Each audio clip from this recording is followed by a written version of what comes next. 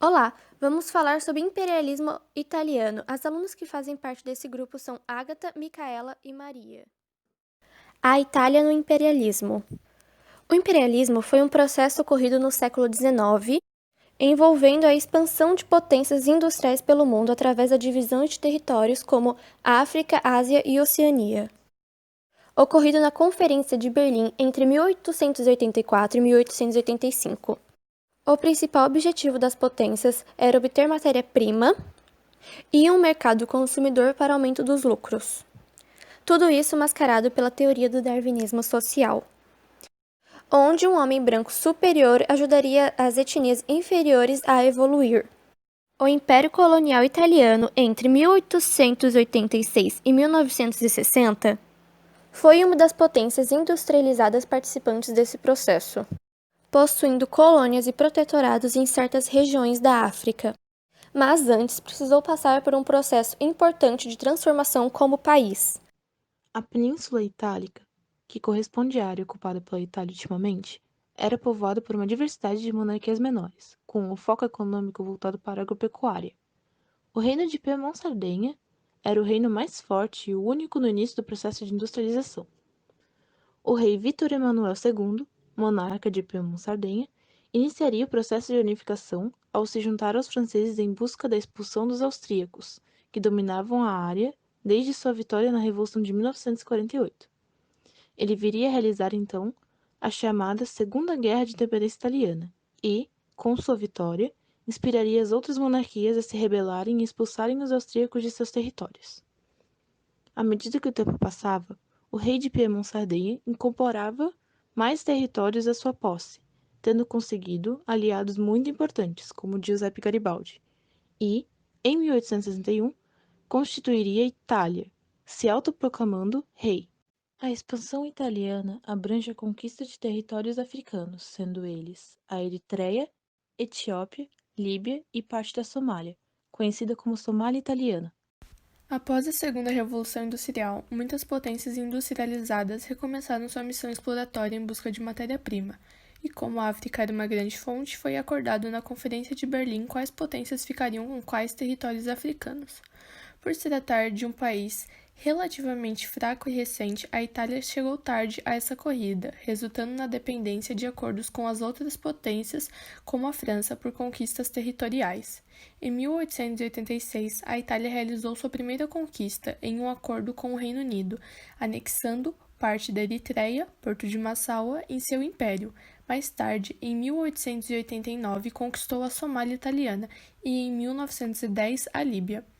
Apesar desses territórios, seu maior interesse sempre esteve no Império Etíope, já que ele se encontrava entre duas colônias italianas, e sua conquista resultaria na unificação das colônias denominadas Chifre da África.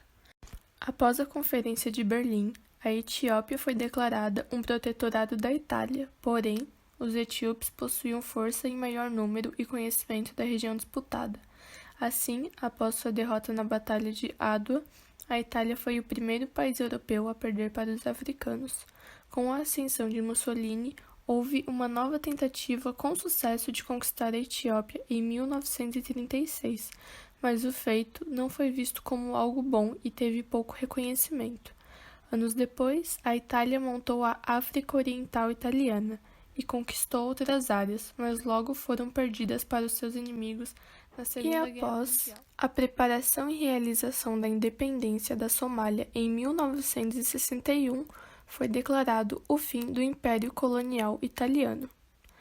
E nesse slide temos algumas charges que retratam muito bem esse período do neocolonialismo.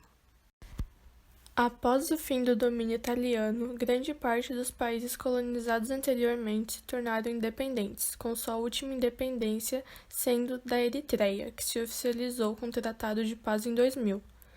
Há um senso comum de que a África seja um continente que vive quase que inteiramente à margem da pobreza, mas isso não é necessariamente verdade.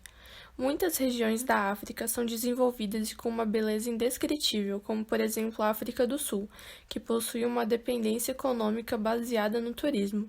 No entanto, a economia de outros países atualmente se baseia principalmente nas atividades agropecuárias, mas com a exploração europeia, As marcas que foram deixadas no continente africano afetaram a sua construção e carregam marcas até hoje, como nos países em que os habitantes passam por diversos problemas sociais, como pobreza, fome e analfabetismo.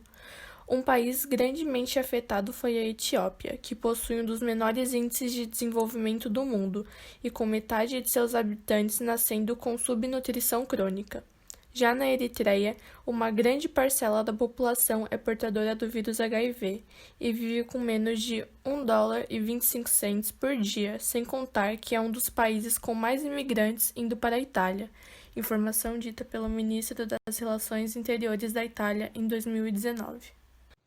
Hoje em dia, a Itália faz parte dos países desenvolvidos conhecidos na Europa, com sua economia sendo bem diferente da economia de suas antigas colônias. Geralmente é citado como destino de férias de muitas pessoas. Foi um dos fundadores da União Europeia, possui cerca de 60,48 milhões de habitantes, um dado de 2009. Tem como sua capital Roma e o italiano como língua oficial. Para aprofundar mais o tema, indicamos os filmes: O Leopardo, de 1963, de Luchino Visconti. Viva Itália, de 1961, de Roberto Rossellini. Noi credevamo, de 2010, de Mario Martoni.